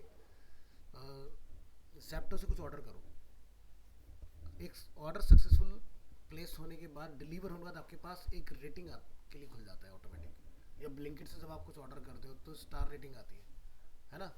अब वो स्टार रेटिंग उन्हें कैसे मोटिवेट करता है आगे बढ़ने के लिए, भाई अगर बंदे की रेटिंग कम आ रही है तो आप ना या तो दो ही मत, या अगर दे रहे हो तो साथ उसके साथ ना उसको बीच में कन्फ्यूजन में मत छोड़ो। जैसे आप क्या 5 स्टार रेटिंग दे रहे हो लेकिन लिखा कुछ नहीं, अगर आपने 3 स्टार रेटिंग दिया और लेकिन 3 दिया तो क्यों दिया, वो बताओगे ना, वो इम्प्रूव कैसे करेंगे उसको। भाई आपने उसको 3 स्टार रेटिंग दे दिया, 1 स्टार रेटिंग दे दी, 5 स्टार में चलो ठीक है, बस बंदा सेटिस्फाइड है, समझ गए, लेकिन 3 पे मैं क्या समझूँ, कहाँ कमी रह गई आपकी खातिरदारी में, तो उसको बेहतर तो किया जा सके ना। तो उसके साथ में फीडबैक जरूर डालो। तो हर एक वेबसाइट क्या करता है अपना एक, जब वो टास्क फुलफिल करते हैं उसके बाद में एक रेटिंग के लिए आपके सामने एक डायलॉग बॉक्स जरूर खोलते हैं। जैसे देखते हो, जैसे डिलीवरी पर्सन जो होता है वो कहता है सर रेटिंग दे देना, तो मैंने ऐसे पूछा उससे, मैं तेरे को क्या फ़ायदा है रेटिंग का, कहते सर 2 रुपये मिल जाते हैं। पूछना चाहिए भाई, मुझे भी तो पता होना चाहिए ना क्या सिस्टम क्या चल रहा है। जैसे उसमें क्या होता है, एग्जांपल के तौर पर अगर हम अर्बन कंपनी की बात करते हैं, वो कहते हैं सर रेटिंग दे देना 5 स्टार। उसका कहने का मतलब है मैं सेटिस्फाई हूँ, 5 स्टार नहीं तभी वही तो मैटर करेगा ना। तो वहाँ पर क्या होता है कि अगर आपने किसी को 5 स्टार रेटिंग दिया, तो जब नेक्स्ट टाइम उस लोकेलिटी में कोई उस पर्सन को ढूंढेगा, मतलब उस तरह की कोई सर्विस लेना चाह रहा है काइंड ऑफ, तो वो बंदा रिकमेंड किया जाएगा अर्बन कंपनी की तरफ से कि भाई इतने लोगों को इसने सर्विस दिया और इतने लोगों ने इसको ये रेटिंग दिया है। तो ऑटोमेटिकली बंदा जो होगा, जो अपना अप्लायंसेस रिपेयर करने के लिए बुला रहा है किसी को, वो उसी को प्रेफर करेगा चाहे टाइम लगे। भाई अगर इतने लोगों ने रेटिंग दिया कुछ तो होगा ना, समझ आ रहा पॉइंट। तो रेटिंग का हर जगह पर्पस अलग अलग होता है। तो कहीं पर किसी का 2 रुपये का फ़ायदा है, अब जैसे ओला उबर में आपने रेटिंग दे दिया किसी को, वहाँ पर क्या फ़ायदा है कि जिसकी रेटिंग ज़्यादा होगी उसको राइड भी सबसे ज़्यादा मिलेगी।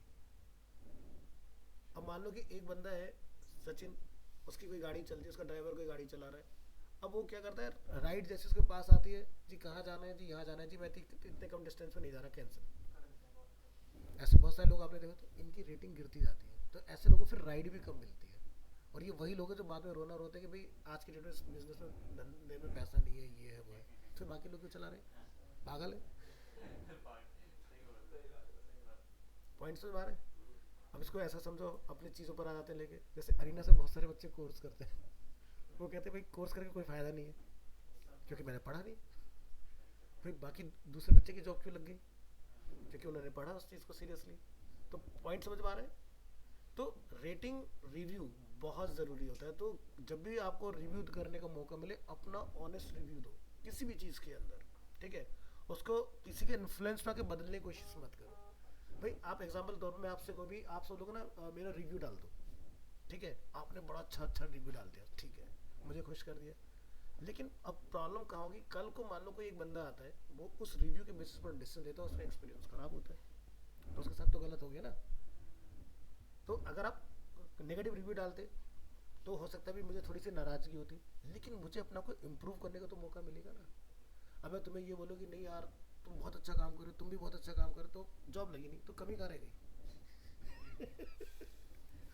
पॉइंट समझ आ रहा है। मैं तुम्हें झाड़ पे चढ़ रहा है यार सचिन तूने तो एकदम नेक्स्ट ऑर्डिनरी वेबसाइट बना दी, और सचिन कह रहा सर जॉब तो लग नहीं रही मेरी। तो भाई सचिन को करेक्ट करो, सचिन यहाँ गलत जा रहा है ना, तो तभी तो सचिन की जॉब लगेगी। और सचिन को तुम भाई से खामा खा बोलते रहो कि भाई बहुत अच्छा काम हो रहा है, लेकिन आउटपुट नहीं आ रहा, क्यों नहीं आ रहा। तो समझ आया ना रिव्यू वाला, यानी कि सेटिस्फेक्शन लेवल क्या है।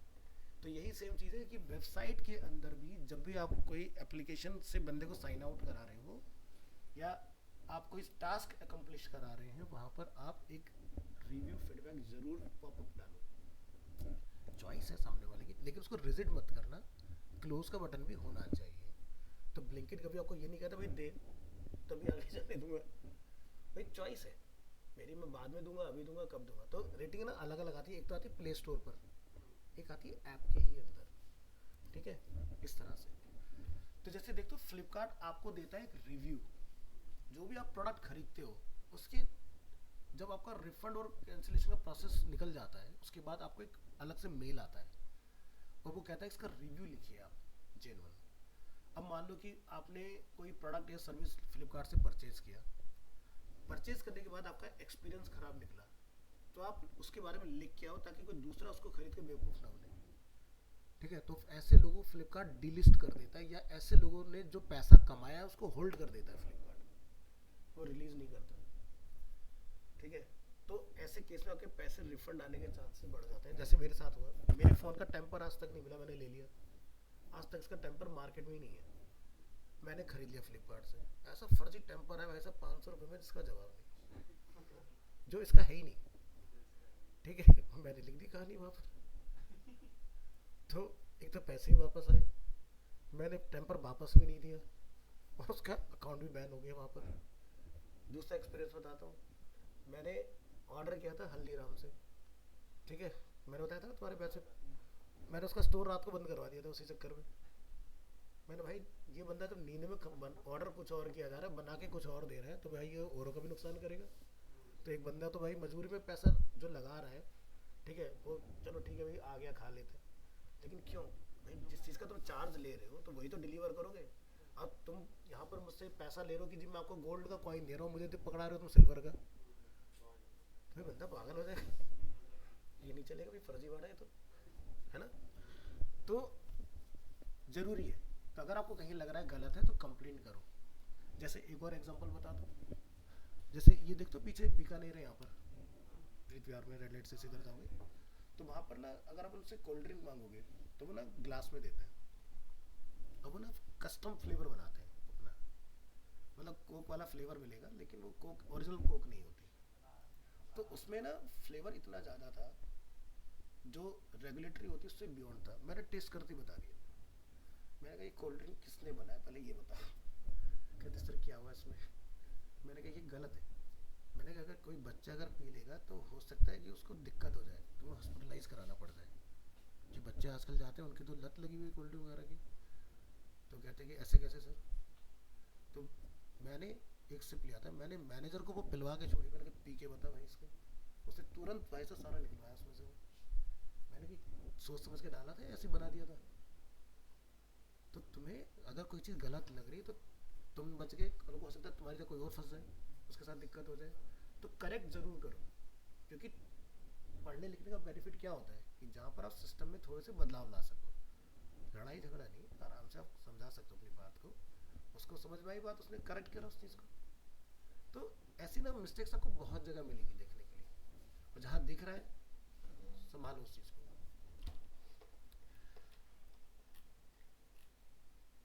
Next, usability and its features.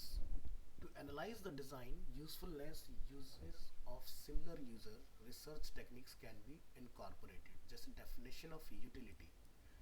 Does it offer the attributes required? Definition of usability. The ease of acceptability of the attributes to utilize. Definition of useful. इन दोनों का equivalence. यानी कि usability plus utility equal to useful. So usability and user experience are not similar. UX is completely different thing, जो कि आप feel करते हैं किसी चीज़ को एक्सपीरियंस करने में, और यूजेबिलिटी आप जैसे वेबसाइट चला रहे हैं वो चीज़ हो गया।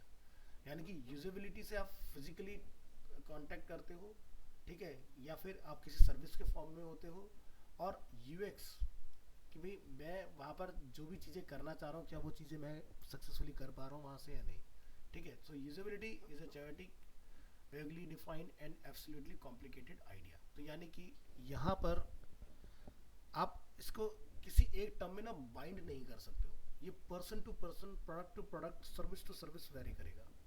जैसे एग्जांपल के तौर पर आप अपने घर में एयरटेल की जगह पर एक्साइटल का नेट लगाते हो। एक्साइटल लोग क्यों प्रेफर करते हैं कि भाई मेरे को शायद लैंडलाइन की नीड नहीं है, और उनका ना जो प्लान है काफ़ी पॉकेट फ्रेंडली है। अब वही चीज़ एयरटेल में आप जाते हो, उनका सब्सक्रिप्शन बड़ा एक्सपेंसिव है, साथ में लैंडलाइन भी वो दे के ही जाएंगे, आप लगाओ ना लगाओ तुम्हारी मर्जी, है ना, वो चीज़। चीज़ होगी उसके अंदर। अब बात आती है प्राइस के पॉइंट से, तो बढ़िया है। अब आती है सर्विस के पॉइंट पे।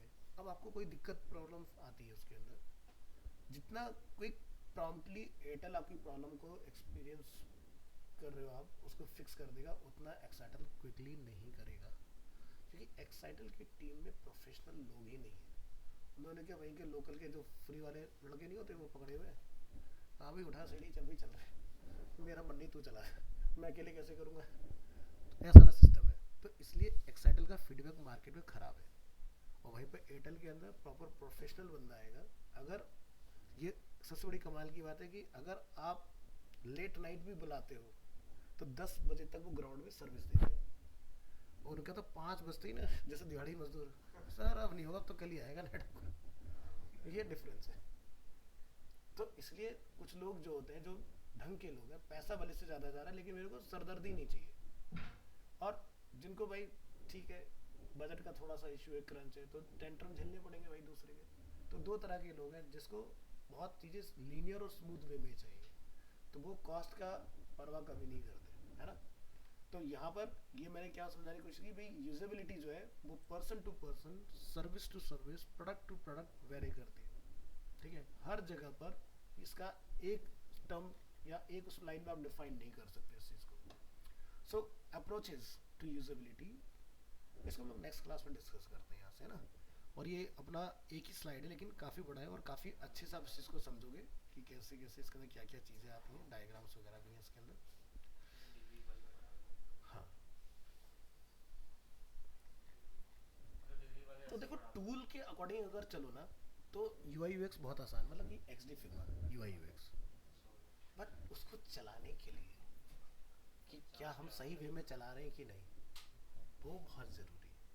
मैं बार बार बोल रहा हूँ, XD फिग्मा तुम YouTube से पढ़ लोगे लेकिन तुम्हें YouTube पे ये नहीं मिलेगा पढ़ने के लिए, ठीक है। तो इसको बहुत ध्यान से एक एक चीज़ को मैं तुम्हारे रियल वर्ल्ड में, डिजिटल टर्म में हर तरह से एक्सप्लेन करने की कोशिश कर रहा हूँ, ताकि आप UX को समझ जाओ। क्योंकि देखो UX देखा जाए तो डिफाइन किया गया डिजिटल टर्म में, बट UX हर जगह है, और उसी से आपको आइडियाज़ आएंगे।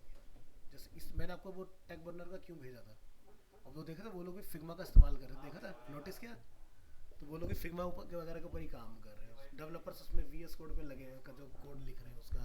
उन्होंने बताया कि एक छोटी सी चीज़ को, जैसे बोला 30 से 60 FPS करना है, पूरा कोड रीराइट करना पड़ा। लंदन से डेवलपर लगे हुए थे जो उसके ऊपर काम कर रहे थे। तो सोचो मतलब कितना एक हैक्टिक प्रोसेस है। तो जो यहाँ पर लाके, अगर एक आप ना उसका भी इंटरव्यू देखना, वो नहीं है जो बोट का फाउंडर है, क्या नाम है उसका, अमन, अमन गुप्ता। अमन का देखना वो भाई साहब रोता है भाई साहब घड़ियाँ बेच के, वो साफ कहता है कि वैसे मेरी लाइफ का सबसे बड़ा डिसीजन, क्योंकि सीधी सी बात है, अब ऐसे लोग जो आएंगे जो पोल खोलेंगे मार्केट में आके, तो क्या होगा, तुम्हारा जो तुमने पिछले इतने सालों में ट्रस्ट बिल्ड किया वो तो एक झटके में टूट गया ना। ये तो ऐसा हो जैसे ग्लास तोड़ दिया भाई, तो तुम्हारा 2 मिनट का काम खत्म, बीपी वो सब सब फर्जी चल रहा है। और तुम उसको भाई साहब, अब तुम फोन के अंदर सिम बेच रहे हो कि भाई ये 4G वॉच है। अब पॉइंट ये समझो कि भाई घड़ी के अंदर अगर मेरे पास कॉलिंग का फीचर है तो मुझे क्या बेनिफिट है, क्या मैं बात करने में उसमें प्राइवेसी है, एक यूजर एक्सपीरियंस से देखा जाए, भाई अगर मैं यहाँ बात करूँ तो तुम्हें भी सुनाई देगा, फेल हो गया। फ्लिपकार्ट मुझे इसी में ही क्यों चलाना, यूट्यूब मुझे इतने छोटे डिस्प्ले में क्यों चलाना, वैलिड पॉइंट है कि नहीं। तो भाई घड़ी का काम घड़ी को कर लेना, उसमें फालतू चीजें घुसाओगे, आम आदमी का बेवकूफ बनाओगे, वो चालू नहीं, देख भाई यूट्यूब भी चलता है इसमें, क्या फायदा, क्या उखाड़ लोगे तुम दुनिया के अंदर उसके अंदर। तो वो एक ऐसा हो गया 100 में से शायद 0.5 का सिनेरियो कभी बने कि भाई कभी आपको जरूरत पड़ जाए उन फीचर्स की, नहीं तो वो टोटली यूजलेस फीचर है, ठीक है। तो घड़ी में सिर्फ इतना करो कि बंदा ना एक डिजाइन से बोर हो जाता है, तो डायल फेसेस होने चाहिए, वो कस्टम भी होने चाहिए भाई, वो अपने भी डाल पाए, या फिर टाइम टू टाइम अपडेट होते रहे, दैट्स इट, इससे ज़्यादा कुछ, या फिर हेल्थ को लेके जो इस बंदे ने इनिशिएट लिया जेन्युइनली वो होना चाहिए, ठीक है। और सोचो एप्पल जैसी वॉच का भी, अगर आप, मैं आपको आर्टिकल शेयर करूंगा, US के अंदर एप्पल की घड़ी को कंसिडर नहीं किया जाता ये रिसर्च मैं बहुत पहले पढ़ चुका हूँ कि आप 80,000 की उसकी अल्ट्रा प्रो खरीद के ला रहे हो 90,000 की, बकवास है। क्या करोगे तुम उसका? और एप्पल की घड़ी के अंदर भी एक्यूरेसी नहीं है। आप यहाँ बैठ के हाथ हिला रहे हो, वो स्टेप काउंट कर रहे हैं, तो ऐसे उसका क्या फ़ायदा है ना भाई? तुम तो बैठे थे, तुमने वैसे 1 किलोमीटर के अपना कर लिया। वो तुमने देखा कीड़े लगे हुए थे और घड़ी लगी हुई थी तो वो पानी वो हाँ आर्ट उसका चल रहा था। हाँ। ये तो अलग ही लेवल की वो तो उसने यही तो बोला, तो उसने सबकी पोल खोल दी भाई पोल साहब। खोल दी गंदी बात। अब यही उसकी वो मार्केटिंग दस पंद्रह स्ट्रेटेजी दिन में बन चाइना से गई। मैन्युफैक्चर की प्रोडक्ट का, तो और देखो, प्रोडक्ट बनाने में 1 साल लगाया था बच्चे को, रिकॉर्ड भी ब्रेक कर दिया घड़ी का। वो तो बहुत अच्छे कलेक्शन है उसके, बहुत अच्छे। भाई देखो सीधी सी बात है, अगर आप प्रॉब्लम के सॉल्यूशन पे निकलोगे ना, टाइम ज़रूर लगेगा, लेकिन अगर तुमने कोई प्रोडक्ट बना लिया तो नेक्स्ट लेवल ही हो जाएगी चीज़ें। अब उसका यूट्यूब पर वो जब से कंटेंट गया, अभी ज़्यादा टाइम नहीं हुआ, अगर आपने देखा होगा तो ज़्यादा पुराना नहीं है, ठीक है, लेकिन सारी वॉच कंपनी हिला डाली उसने मार्केट के अंदर। क्वेश्चन मार्क तो बनी गया। अब लोग भाई जो पहन के घूम रहे हैं भाई, उनके दिल में डर कि भाई ये सही है कि गलत है। तो ऐसी चीज़ है। तो ऐसे कोविड के टाइम में क्या हुआ था, आधे से ज़्यादा पेशेंट हॉस्पिटल में क्यों था, SpO2 मीटर चाइनीज इंडिया में लॉन्च हो गए थे। और भाई साहब एक बंदे का जो बिल्कुल ठीक ठाक है, उसका SpO2 चेक करा, वो आ रहा है भाई साहब, किसी का 90 आ रहा है, किसी का कुछ आ रहा है, और लेके लोग हॉस्पिटल भाग रहे हैं। हॉस्पिटल जा रहे थे, वहाँ पे SpO2 सही आ रहा है, लेकिन अब हॉस्पिटल में तुम एडमिट हो गए, फिर तो भाई पूरा प्रोसेस हो गया ना, तुम तो पैनिक होकर भाग गए वहाँ पर। लेकिन जब बाद में पता चला तो SpO2 फर्जी थे सारे के सारे, तो जिसकी वजह से दिक्कत आई। तो मैंने 2 खरीदे थे। तो एक तो जो कोविड होने से पहले हमारे पास था, ठीक है, लेकिन वो मैंने अपनी सिस्टर को दिया हुआ था। अब पैंडेमिक में मुझे यहाँ खरीदना पड़ा, मेरे हाथ में भी चाइनीज लगा 2,500 रुपये में, जो भाई 100 रुपये का नहीं था। और वो हमारी मदर का पता है SpO2 कितना दिखा रहा है, 55। मैंने कहा जिंदा कैसे क्योंकि 90 पे डॉक्टर ही कहते हॉस्पिटलाइज हो जाओ। तो इतना फर्जी प्रोडक्ट, वो आज भी ऐसे रखा है शॉपीस में घर पे तो ऐसे ऐसे फर्जी SpO2 मीटर बिक रहे थे। अरे भाई कोविड का टाइम नेक्स्ट लेवल, जिसने बहुत कुछ सिखाया दुनिया को।